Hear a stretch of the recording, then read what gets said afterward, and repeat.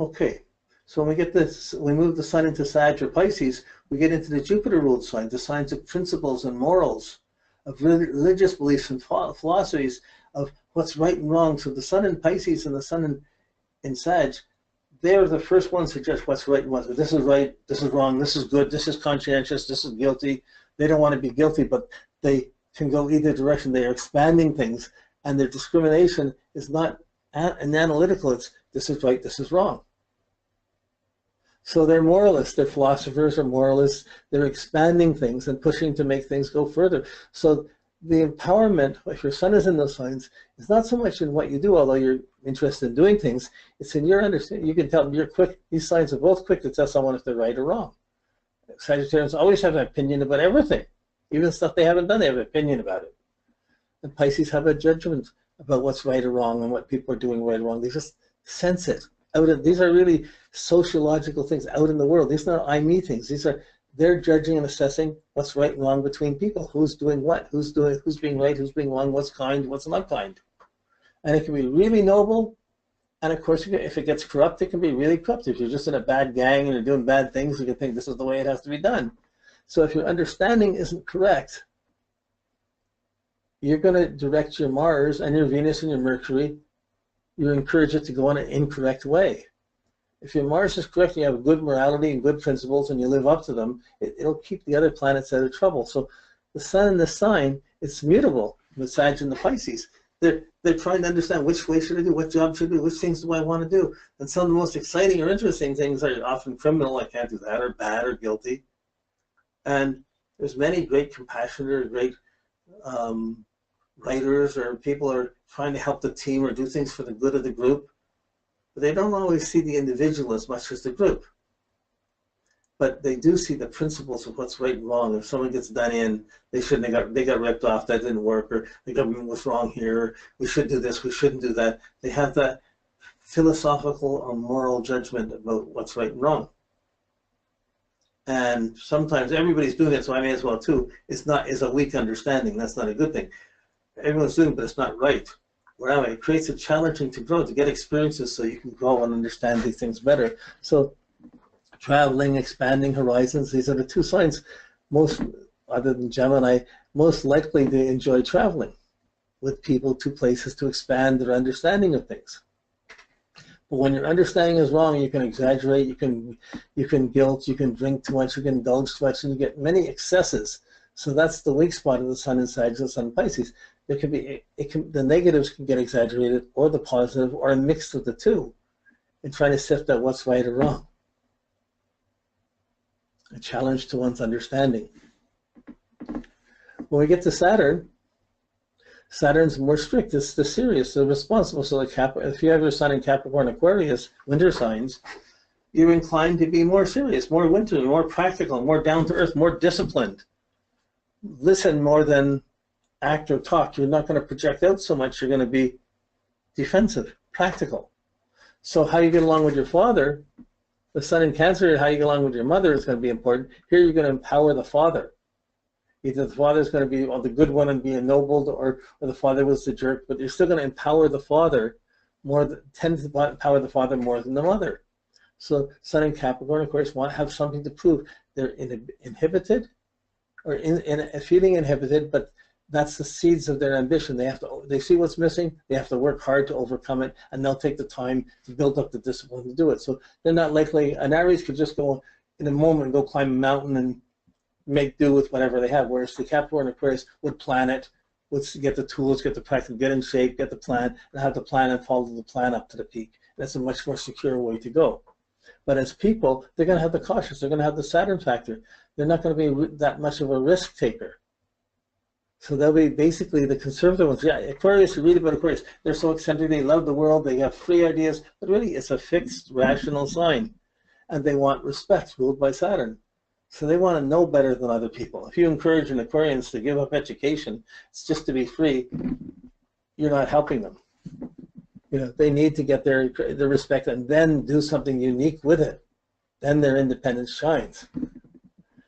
But the Saturn rulership brings in, I mean, when your relationships, you're seeing, I'm dealing with the basic functions and ideas of the planets, how they guide over the sign, and the sun being there will empower that. But when it's negative, if the sun becomes, if the person has the sun in Capricorn or Aquarius and they have they're not living properly, they would have skin or bone problems.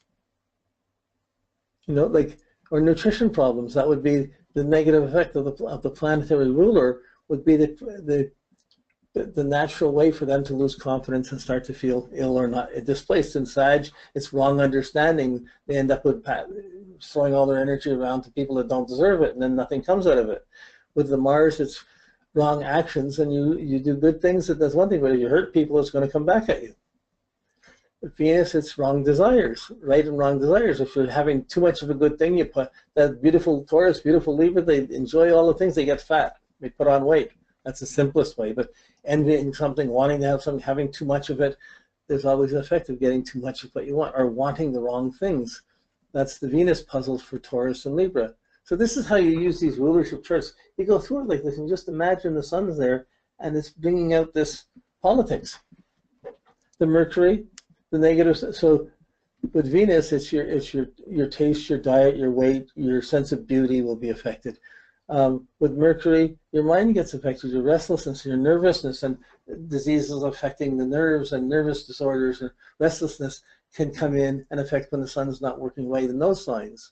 If it's in Cancer, it's going to be diet and lifestyle. If it's in Leo, it's going to be not living nobly or properly as a kid, doing ignoble things.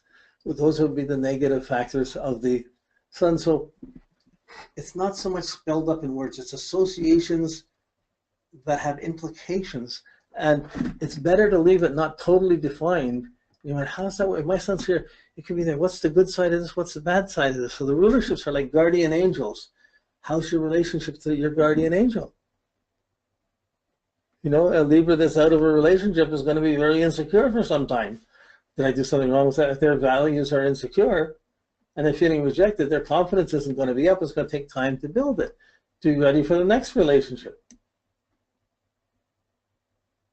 Whereas in Aries, they get insecure. It's not going to be about whether they're appreciated or not. They're just not going to want to do the same things, and they're going to be angry or something, and that's going to be interfering with their nobility. So there's ways of working with this. The detriments are the negative signs. So each sign has its positive and negative planet, and you can use that in seeing when someone's sun's in Cancer, they're going to empower the moon, but they're going to be, or the mother, and be a little bit more, have a more difficult attitude to the father. Like if it's the, so each one of them will have a different attitude around it.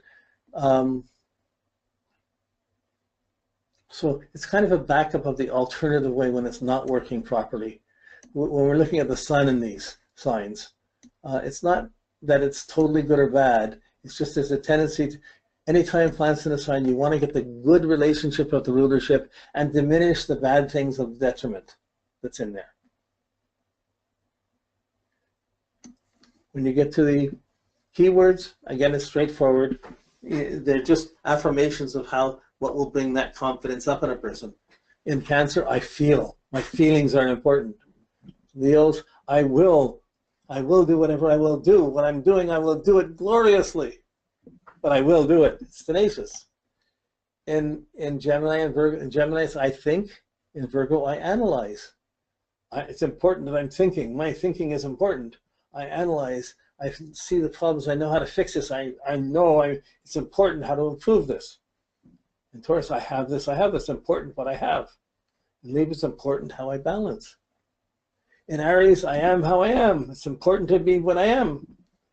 In Scorpio, it's important to do what I desire. And there's a positive and negative way to do what you desire. If you do it wrongly, bad desires, you get back what you put out. The getting back, understanding that you get back what you putting out and taking the challenge is the Mars rulership. Jupiter is understanding what you put out and being able to guide it with proper understanding so you don't get into the wrong desires or the wrong being. So I believe in Pisces, I understand is the key word for Sag. And understanding, I understand the confidence is going to be there for Sag. And I believe Pisces is going to have their confidence through what they believe. Capricorn is going to have their confidence for how they use things. I can use this. I'm practical. I can use this. This is useful. That's useless. You're useless. Okay, and Aquarians are going to get their confidence from knowing what they know and getting accomplished in what they know. So these are simple associations. They're just meant to guide line it, but if you take each step along the way, this language becomes yours. But the main work is to always, we're just taking these symbols, these associations, as you're weaving it in and making it, this is real to me. You take a few moments to see how it worked in your life at some example. And you might, for yourself, you might make 5 or 6 examples for yourself and take it further, but for the worksheets, I just want to take one of them. But it's like a personal therapy, but it's also actualizing these symbols. It's making it real, so you're connecting from your experiential bank to the language of astrology, and you're seeing that they're connecting and working together. It still leaves you with challenges, the things to do. But, wow, try and get this information any other way. This is an incredibly useful tool, especially when you think educating or who you're going to hire, who you're going to live with, how you're going to work with people. How do you get the best of you? And if you're doing charts, how do you get the best, encourage someone to go for the best out of them? When we get to the timings, we're going to see when there might be a year or two when a certain quality or a certain planet is afflicted, and you're going to struggle for 2 years to pay off the old bad that you have of that sign and of that planet, and struggling to rebuild the new. And when you see that it's going to go on, then you go back to the natal chart to see how that person's going to process. It's not how you process. It's how they process and what they need to know, where astrology, where it can be incredibly useful here.